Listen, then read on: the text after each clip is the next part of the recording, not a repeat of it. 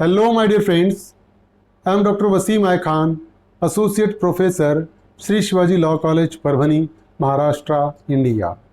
So, from today, we will start a new chapter of Bharatiya Nagrik Suraksha Sanhita, which dealt with the concept of charge. So, in this particular lecture, we will discuss section 234 to section 238 of BNSS. तो आज के lecture में हम section 234 से लेकर section 238 BNS का discuss करने वाले हैं, जो डील करता है कंसेप्ट ऑफ चार्ज से।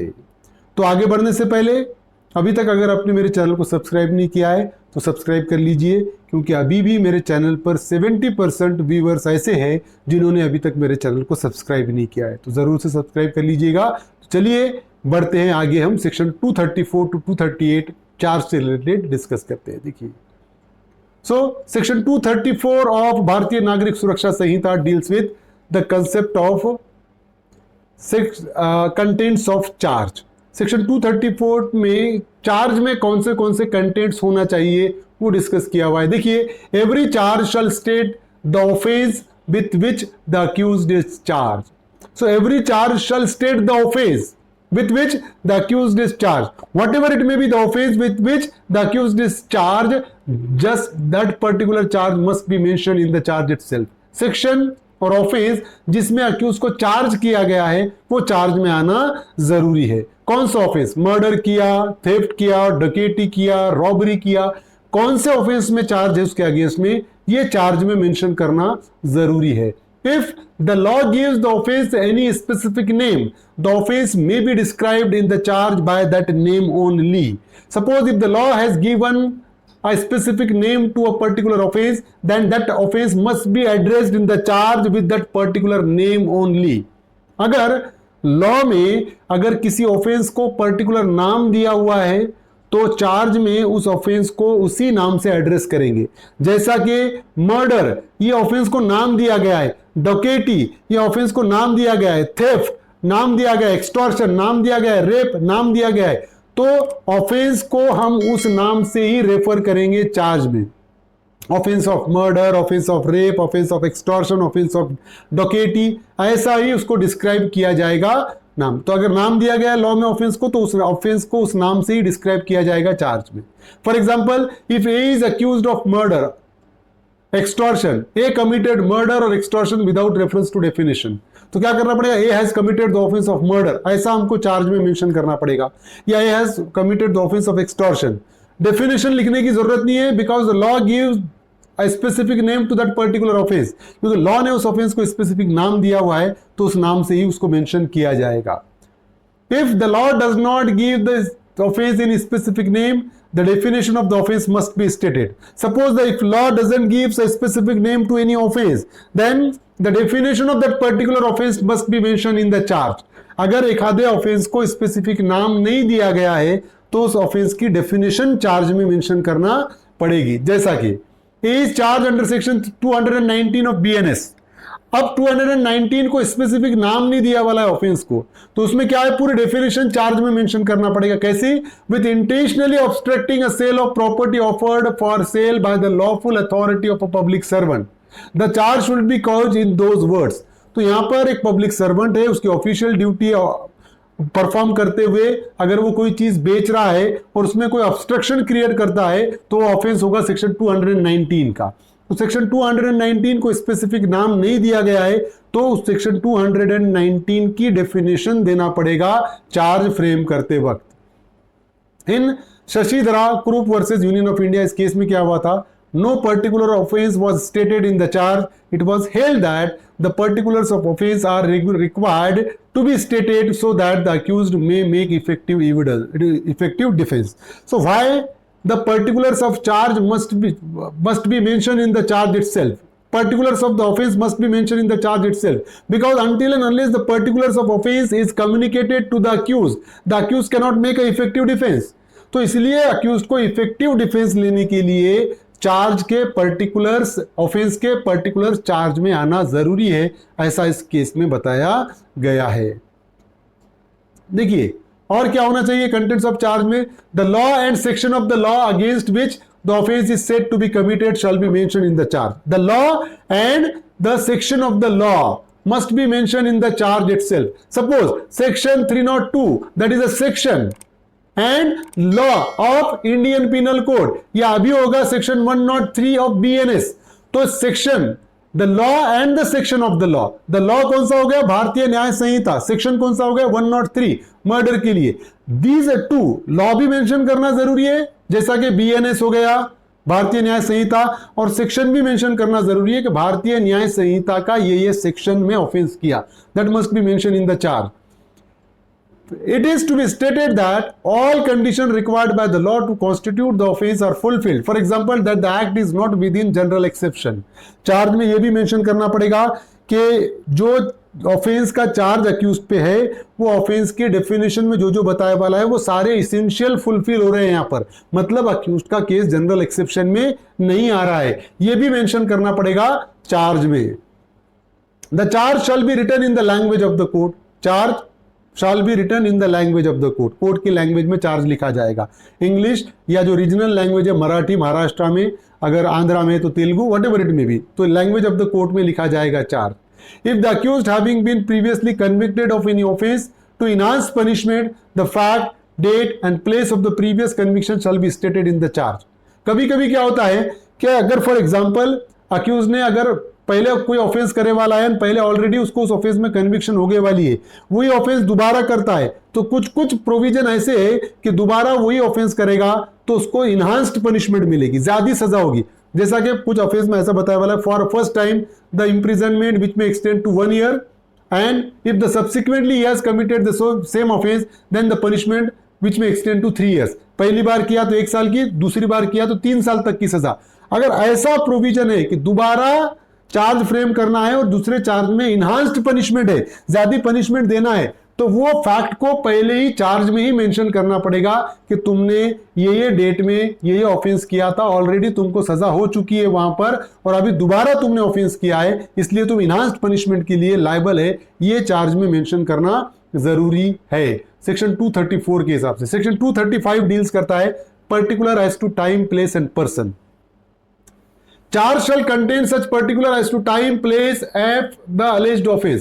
कि time of offense must be mentioned in the charge as per provision of section 235.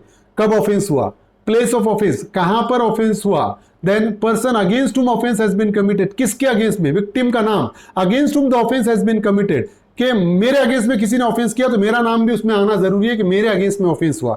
The person against whom the offence has been committed, things against whom offence has been committed, या अगर property के against में offence होता है तो किस property के against में ऑफेंस हुआ, ये भी चार्ज में मेंशन करना जरूरी है. So as to give the accused notice of the matter. क्यों ये सारी चीजें मेंशन करना जरूरी है?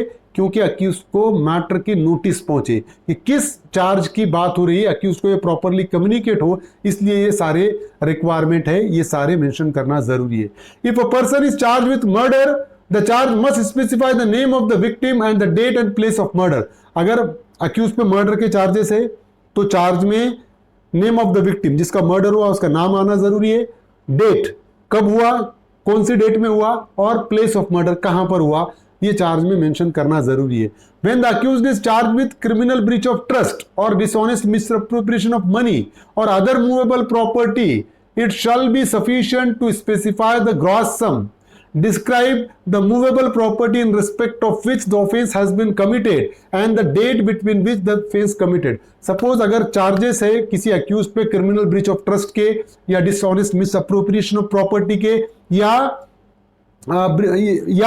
मिसअप्रोप्रिएशन ऑफ प्रॉपर्टी के या मूवेबल प्रॉपर्टी से रिलेटेड कोई भी चार्जेस रहने दो, तो उस सिचुएशन में जो प्रॉपर्टी से रिलेटेड ऑफेंस हुआ उसका ग्रॉस सम, मतलब कितनी प्रॉपर्टी से के अगेंस्ट में ऑफेंस हुआ, या उस सिचुएशन में describe the movable property in respect of which the offence has been committed, या मूवेबल प्रॉपर्टी जिसके अगेंस्ट में ऑफेंस हुआ वो चार्ज में मेंशन करना जरूरी है, और date between which the offence committed, कि जो क्रिमिनल ब्रीच ऑफ ट्रस्ट या मिसअप्रोप्रिएशन ऑफ प्रॉपर्टी हुआ वो कौन से डेट के बीच में हुआ, ये चार्ज में मेंशन करना जरूरी है.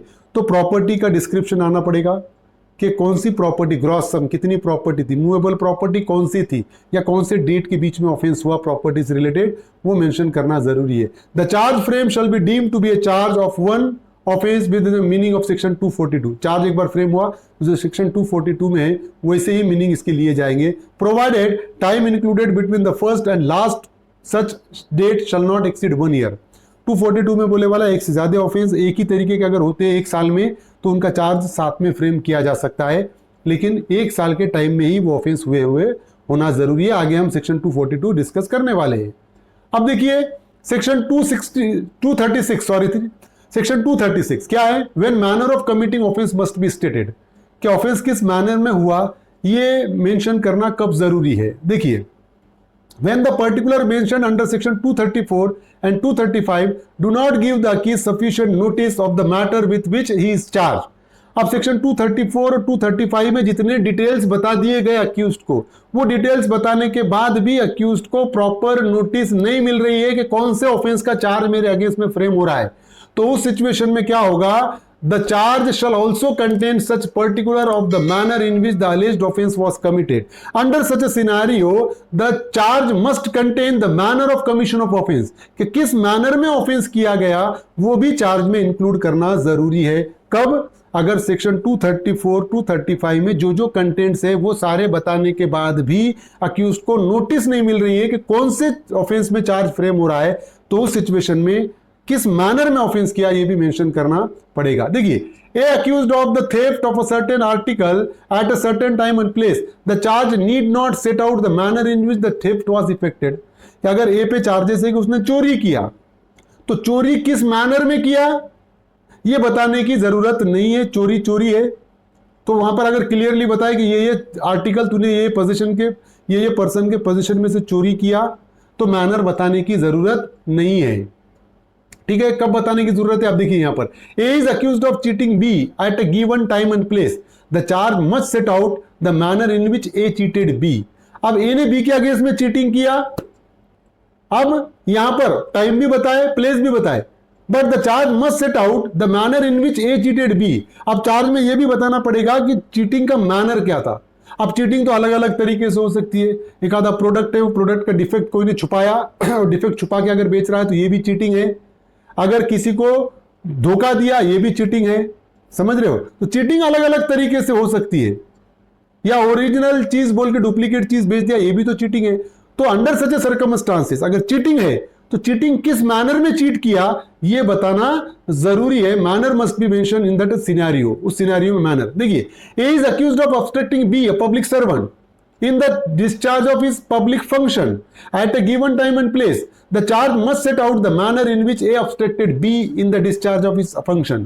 देखिए अब A पे चार्जेस है कि उसने B को क्या किया? ऑब्स्ट्रक्ट किया। पब्लिक सर्वेंट है ना, जो पब्लिक सर्वेंट था, पब्लिक सर्वेंट अपनी ऑफिशियल ड्यूटी कर रहा था और उसकी ऑफिशियल ड्यूटी करते हुए ए ने ऑब्स्ट्रक्शन क्रिएट किया।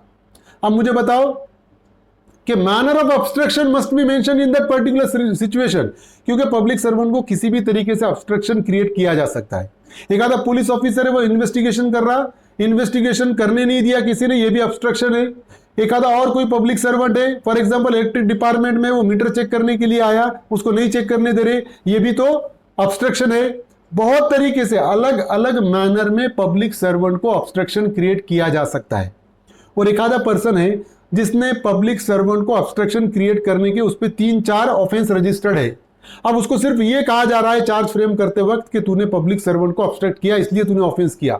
अब वो कंफ्यूज है कि वो किस पब्लिक सर्वेंट को ऑब्स्ट्रक्ट किया, किस मैनर में ऑब्स्ट्रक्ट किया, ये उसको पता ही नहीं है। तो वो कंफ्यूज है कि कौन से मैटर की बात हो रही है।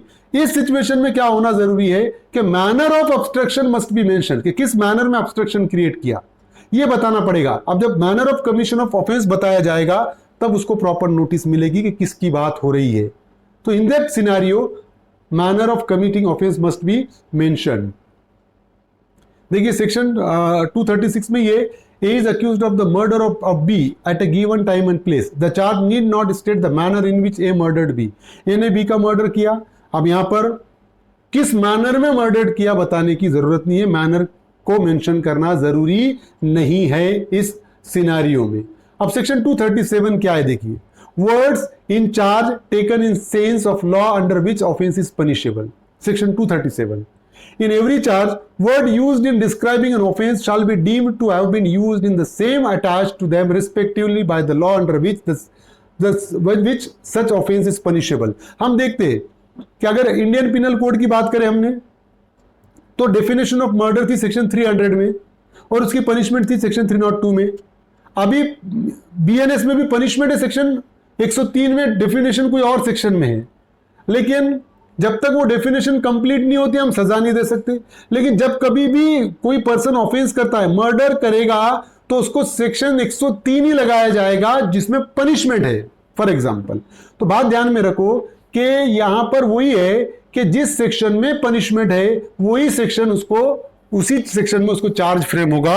ये कहां पर उसका बेस मिलता है अपने को? सेक्शन 237 ये कहता है कि जिस सेक्शन में पनिशमेंट वही सेक्शन में चार्ज फ्रेम होगा, डेफिनेशन वाले सेक्शन में चार्ज फ्रेम नहीं होगा. ये सेक्शन 237 है. Section 238 deals with effect of error, कि अगर चार्ज फ्रेम करते वक्त अगर कोई एरर होती है तो उसका इफेक्ट क्या होगा. No errors in stating either the offence or the particular required to be stated in charge. किसी भी एरर को चार्ज में स्टेट करने की जरूरत नहीं है, चाहे वो ऑफेंस से रिलेटेड हो चाहे पर्टिकुलर से रिलेटेड हो. No omission to state the offence or those particular shall be regarded as material. कोई भी ओमिशन, कोई भी एरर मटेरियल नहीं है, वो मटेरियल नहीं मानी जाएगी. चार्ज फ्रेम करते वक्त कोई एरर होता है तो या ओमिशन होता है तो मटेरियल नहीं माना जाएगा. कब तक? unless the accused was in fact misled by such error or omission and it has occasioned or failure of justice. देखिए कि किसी भी एरर का चार्ज फ्रेम करते वक्त या किसी भी ओमिशन का चार्ज फ्रेम करते वक्त कोई भी मतलब नहीं है, वो मटेरियल नहीं है.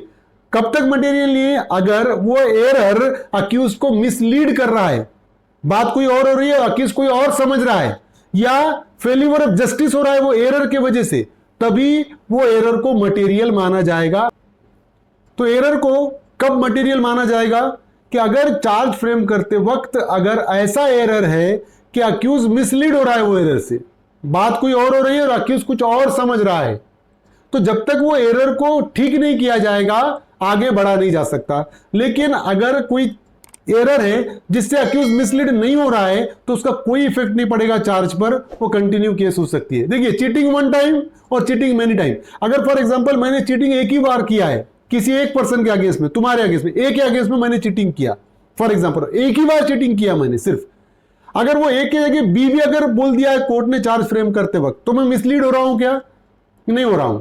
तो उस सिचुएशन में कुछ भी मटेरियल नहीं है वो एरर. लेकिन चीटिंग मेनी टाइम्स, मैंने ए के अगेंस्ट में चीटिंग किया है, बी के अगेंस्ट में, सी के अगेंस्ट में, डी के अगेंस्ट में, और मेरा केस चल रहा है ए का, ठीक है, लेकिन वहां पर चार्ज फ्रेम करते वक्त बी का नाम लिया गया है, तो मैं तो क्या समझूंगा कि ये बी के अगेंस्ट में जो मैंने चीटिंग किया उसकी बात हो रही है. एक्चुअल में केस चल रहा है ए वाला, लेकिन जैसा ही बी का नाम आया तो मैं ये समझ रहा हूं कि बी की चीटिंग वाला केस मेरे अगेंस्ट में चल रहा है, मैं बी के हिसाब से तैयारी करूंगा. इसका मतलब मैं मिसलीड हो रहा हूं. तो उस सिचुएशन में जब तक इस चार्ज को ठीक नहीं किया जाएगा केस आगे नहीं चल सकता है. अगर मैं मिसलीड हो रहा हूं तो चार्ज को ठीक करना पड़ेगा, अदरवाइज नॉट.